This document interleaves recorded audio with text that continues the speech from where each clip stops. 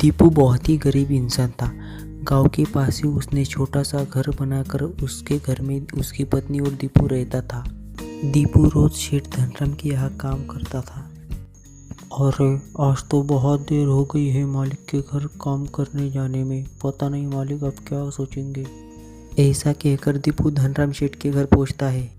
अरे आओ आओ, इतनी जल्दी क्यों आ गए, थोड़ी देर से आ जाते। वो मालिक थोड़ा काम था इसलिए देर हुई है। तो आए ही क्यों निकम्मे, घर ही रह जाते। धनराम सेठ दीपू को बहुत सुनाता है।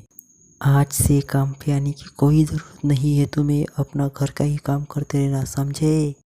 ऐसा सुनकर दीपू मायूस होकर घर जाने लगता है। अरे अब क्या होगा, मालिक ने तो काम से निकाल दिया, अब मेरा घर कैसे चलेगा। ऐसा कहकर दीपू घर जाने लगता है। अरे इतने जल्दी आ गए हैं आप, मालिक ने छुट्टी दे दी है क्या आपको।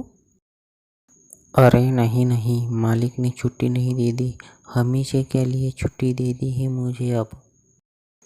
क्या, मैं कुछ समझी नहीं, क्या कहना चाहते हैं आप। मुझे मालिक के घर जाने में देर हुई, इसीलिए मालिक ने मुझे काम से निकाल दिया। ऐसा सुनकर तारा परेशान होती है। अरे तो अब हमारा गुजारा कैसे होगा, हम क्या करेंगे।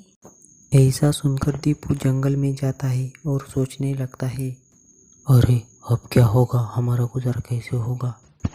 तभी वहाँ से साधु बाबा जाने लगते हैं और उनका ध्यान दीपू पर जाता है। अरे बालक, क्या कर रहे हो इस घने जंगल में। बाबा बाबा, मेरे पास अब कुछ भी नहीं बाबा, क्या बताऊँ। अब मेरे पास काम भी नहीं रहा, खाने की भी लाले है बाबा, यही सोच रहा था कैसे गुजारा करूँ। मैं तुम्हें एक रास्ता बताता हूँ, लेकिन वहाँ वही जा सकता है जिसका मन अच्छा और सच्चा हो, नहीं तो वो आदमी वहीं पर भटकता रहेगा। क्या तुम ये कर पाओगे। ऐसा सुनकर दीपू थोड़ा सोच में पड़ जाता है, लेकिन उसके सामने उसकी पत्नी का चेहरा आता है और कहता है। हाँ बाबा हाँ, मैं तैयार हूँ उस रास्ते पर जाने के लिए, आप बताने का कष्ट करिए। ऐसा सुनकर साधु बाबा दीपू को रास्ता बताने लगता है और दीपू उस रास्ते पर जाने लगता है। थोड़ी दूर जाते ही उसे जंगल में एक सूखा पेड़ दिखाई देता है। अरे इस घने जंगल में सब पेड़ हरे भरे हैं, लेकिन यही एक पेड़ सूखा है कैसे। ऐसा कहकर वो उस सूखे पेड़ में पानी डालने लगता है और वो पेड़ हरा भरा हो जाता है। चलो अच्छा हुआ, ये पेड़ फिर से हरा भरा हो गया है। ऐसा कहकर दीपू आगे बढ़ने लगता है। तभी उसके सामने एक बहुत बड़ा राक्षस दिखाई देता है।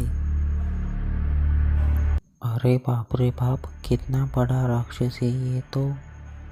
कौन हो तुम, क्यों आए यहाँ बताओ। तभी दीपू साधु बाबा ने जो कहा वो राक्षस को बता देता है। ठीक है, मैं तुम्हें 2 सवाल पूछूंगा, अगर एक का भी जवाब गलत हुआ तो तुम इस जंगल में हमेशा के लिए भटकते रहोगे, समझे। ऐसा कहकर राक्षस दीपू से सवाल पूछने लगता है। तो बताओ, ऐसा क्या है जो उजाले में तुम्हारे साथ होता है और अंधेरे में गायब हो जाता है। ऐसा सुनकर दीपू थोड़ा सोचता है और कहने लगता है। इस सवाल का जवाब है परछाई। बहुत अच्छे, तो दूसरा सवाल, हम पानी को पीते क्यों है, बताओ। हम पानी को पीते क्योंकि उससे खाया नहीं जा सकता। ऐसा सुनकर राक्षस खुश हो जाता है और दीपू को आगे जाने का रास्ता बताने लगता है और दीपू आगे जाने लगता है। थोड़ी ही दूर जाते दीपू को एक बहुत बड़ा सोने का अंडा दिखाई देता है। सोने का अंडा, वो भी इतना बड़ा। उसे लेकर दीपू अपने घर चला जाता है और अपनी पत्नी को दिखाता है। अरे इतना बड़ा सोने का अंडा कहाँ से मिला। और दीपू सारी बात बताता है और कुछ ही दिनों में एक बड़ा सा घर खरीद लेता है और दोनों उसी घर में खुशी से रहने लगते हैं।